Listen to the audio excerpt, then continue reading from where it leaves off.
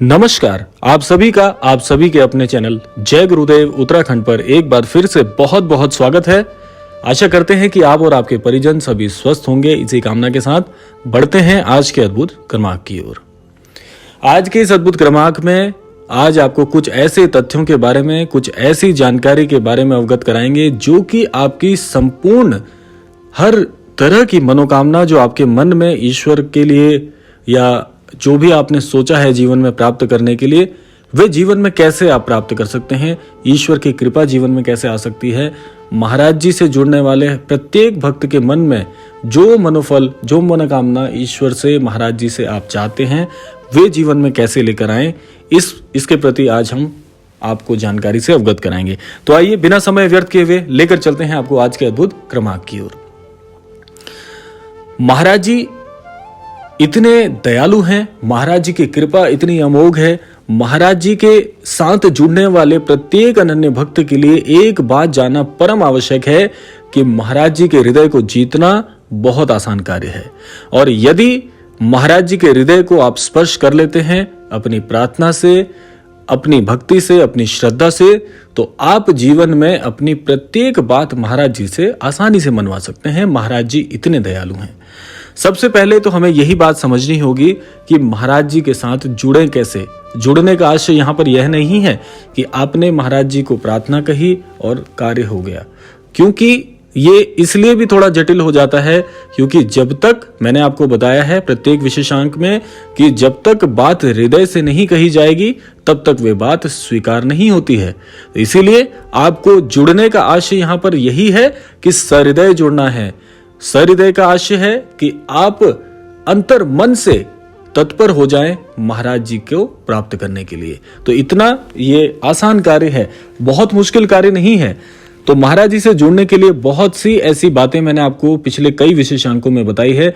आज हम बात करने जा रहे हैं कि हम जीवन में मनोकामना कैसे पूर्ण करवाएं महाराज जी के साथ। तो सबसे बड़ी बात यही है कि जब भी आप महाराज जी से अपनी कोई बात सहृदय कहते हैं, उस समय आपको एक बात याद रखनी है कि जीवन में जो भी आपकी मनोइच्छा है, महाराज जी को पूरी तरह से उनके चरणों में प्रेषित कर दीजिए। महाराज जी के सामने कहने में बिल्कुल हिचकिचाना नहीं है। जब भी आप महाराज जी के समक्ष प्रार्थना करते हैं तो आप इस उद्देश्य से करें कि हे महाराज जी, ये कार्य मेरे लिए बड़ा महत्वपूर्ण है। मैं जीवन में इस अमुक कार्य के पूर्ण होने की कामना करता हूँ। महाराज जी को अपने मंतव्य बताइए, क्योंकि मैं आपको कई विशेषांकों से ये बात कहता आ रहा हूँ, लेकिन आपकी प्रतिक्रियाएं इसी क्रम में आ रही हैं कि हम काफी समय से महाराज जी से प्रार्थना कर रहे हैं लेकिन पूरी नहीं हो रही। एक प्रकार की उदासी आपके प्रतिक्रियाओं में देखने को मिलती है। तो यह जो प्रत्युत्तर है हमारे सभी उन दर्शकों के लिए है जिनको जीवन में महाराज जी से जुड़ने के पश्चात आप कहते हैं कि हमारे जीवन में बदलाव नहीं आया। तो एक बार ये प्रश्न स्वयं से पूछ के देखिएगा, क्या अंतर मन से आप महाराज जी से जुड़े हुए हैं, सहृदय अपनी बात कहते हैं? और जब सहृदय कहते हैं तो फिर चिंता किस बात की है? क्योंकि ये महाराज जी के एक अटल वाक्य मैं आपको बता दूं। महाराज जी कहते हैं कि एक बार जो मेरे सानिध्य में आ जाता है या शरणागत होके मेरी शरण में आ जाता है, उसके सारे दुखों का हरण मैं स्वयं कर लेता हूँ। महाराज जी कहते हैं कि मैं गुरुओं का गुरु हूँ। तो आप फिर संशय कैसा लेकर चल रहे हैं? जब आपने सहृदय महाराज जी के चरणों में अपनी प्रार्थना प्रेषित कर दी है, अपनी मंतव्य कह दिए हैं, आपने अपनी सारी कुंजी महाराज जी के समक्ष रख दी है, तो फिर संशय कैसा, फिर प्रश्न कैसा?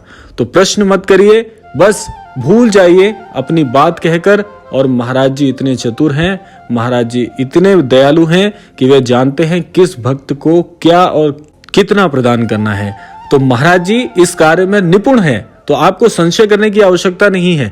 महाराज जी इतने दयालु हैं कि आपके इर्द गिर्द के जितने भी घटनाक्रम है महाराज जी ऐसे तैयार कर देंगे जो आपके लिए हितकर होंगे। तो आप इस बात पर संशय मत करिए कि कैसे होगा। ये सोचना आपका कार्य नहीं है कि आपने कोई मनोकामना महाराज जी के समक्ष कही, महाराज जी को बताया कि हे महाराज जी, आप तो दया के सागर हैं, मैं अपने जीवन में यह बात आपसे चाहता हूं, मेरी ये मनोइच्छा है, आप पूर्ण कर दीजिए। ये कहने के बाद आपका कार्य समाप्त हो गया। सोचना आपका कार्य नहीं है। और हम इतने विदुर अपने आप को समझते हैं, इतने विद्वान समझने लग जाते हैं कि हम यह सोचने का कार्य भी अपने मस्तिष्क पर भार के स्वरूप में ले लेते हैं कि ये कैसे होगा। कि उदाहरण स्वरूप में मैं इस अमुक पद को प्राप्त करना चाहता हूं, मैं चाहता हूं कि मेरा व्यवसाय इतना घनिष्ठ हो जाए, इतना बड़ा मेरा व्यापार हो जाए। हम यह प्रार्थना तो करते हैं, लेकिन फिर सोचने लग जाते हैं कि ये होगा कैसे। ये सोचना आपका कार्य बिल्कुल नहीं है। ये जिसका कार्य है आपने प्रार्थना स्वरूप में उनके समक्ष कह दिया है। अब वो कैसे करेंगे, क्या घटनाक्रम होंगे, कौन कौन से लोग आपके इस कार्य में आपकी सहायता करने वाले हैं, ये सोचना महाराज जी का कार्य है। तो कुछ चिंता महाराज जी को भी तो करने दीजिए जीवन में। सब कुछ आप ही सोच लेंगे तो फिर ये जीवन तो बहुत जटिल हो जाएगा। जब आपने अपनी बात कह दी है, उसके बाद आप उस बात को भूल जाइए और अपने कार्य पर पूरी ईमानदारी के साथ डट जाइए और आप पाएंगे कि बहुत शीघ्र आपका जो कार्य है, आपके जो मंतव्य हैं, आपकी जो मनोकामना है, वो पूर्ण होने की दिशा में कार्य कर रहे हैं। ऐसा मेरा व्यक्तिगत अनुभव भी है। ऐसा नहीं कि मैं आप ही से ये बात कह रहा हूं, मैंने भी अपने जीवन में कई कार्य ऐसे महाराज जी के समक्ष प्रार्थना स्वरूप में रखे थे। अपने व्यक्तिगत अनुभव से आपको बता रहा हूं कि निश्चित तौर पर उतने ही प्रतिशत जितनी कामना आप करते हैं, 100% की कामना करते हैं तो 100% ही वही चीज आपके जीवन में और भी बहुत अद्भुत प्रकार से अवतरित होती है। महाराज जी से मैं अपना व्यक्तिगत अनुभव अगर आपको सुनाऊं, मेरी भी कोई एक मंतव्य थे, कोई एक मनोकामना थी। महाराज जी के समक्ष मैंने जिस स्वरूप में वो प्रार्थना महाराज जी को प्रेषित की, उसके बाद मैं अपने कार्य में पूरी ईमानदारी से लग गया और जिस स्वरूप में मैंने जैसा महाराज जी से चाहा था, उसी स्वरूप में और उससे भी कहीं अद्भुत, कई गुना बढ़कर महाराज जी ने वह चीज मेरे जीवन में प्रेषित की है। तो ये मैं अपने व्यक्तिगत अनुभव से भी बता रहा हूं कि विश्वास से बड़ा कोई कार्य नहीं हो सकता। जिस व्यक्ति के मस्तिष्क में, जिसके भाव में, जिसकी भावनाओं में विश्वास शब्द शामिल नहीं है, ऐसा व्यक्ति जीवन में सदा संकोचित रहेगा, संशयमान रहेगा। तो यह कार्य बहुत ही नकारात्मक हो जाता है। तो इस कार्य को मत करिए। जो कार्य आपके वश में है, जो कार्य आपके सामर्थ्य में है, केवल वही कार्य आपको करना है। हम बहुत विद्वान हो जाते हैं, हम सोचने लग जाते हैं कि यह होगा कैसे।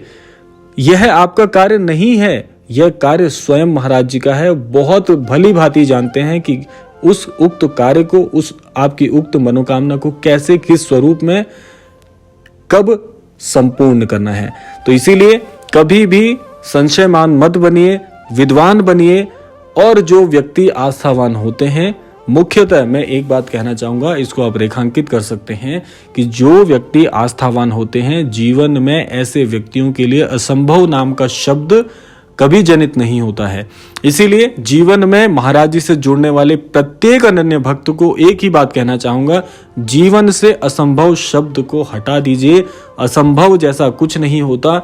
महाराज जी कहते हैं कि इस सृष्टि में, इस पूरे ब्रह्मांड में सब कुछ संभव है और महाराज जी के प्रत्येक वाक्य अकाट सत्य हैं। तो इसीलिए कभी भी आपको ऐसे नकारात्मक विचार लेकर जीवन में नहीं रहना चाहिए। जीवन को सकारात्मक बनाइए, क्योंकि सकारात्मक ऊर्जाएं जो होती हैं वे सदैव आपके जीवन में सकारात्मक दृष्टिकोण और सकारात्मक घटनाक्रमों को आकर्षित कर आपके जीवन में प्रेषित करती हैं। तो इसीलिए कहा जाता है, हमारे बड़े बुजुर्ग सब जानते हैं कि कभी भी कोई भी नकारात्मक वाक्य ना बोलें। जीवन में कभी भी ऐसे वाक्यों का प्रयोग ना करें जो कि आपके जीवन में कठिनाइयों को उत्पन्न करते हैं। इसीलिए सदैव कहा जाता है कि अच्छा बोलिए। अच्छा बोलने का आशय है सकारात्मक बोलना, और सकारात्मक बोलने का अच्छा सा आशय यही होता है कि आप सकारात्मक ऊर्जा को संप्रेषित कर रहे हैं सभी के लिए।